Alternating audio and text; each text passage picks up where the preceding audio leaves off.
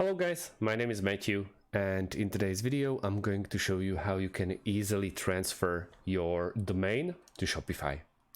It's a very easy process. We have to start with logging into our account, and admin account at Shopify.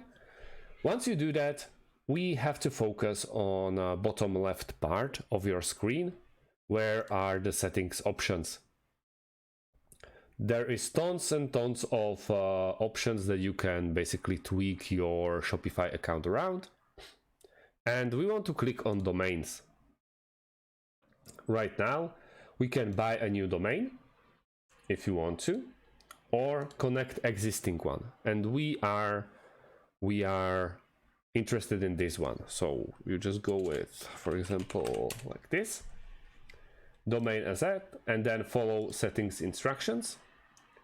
And then you just follow all of the third-party domain options, and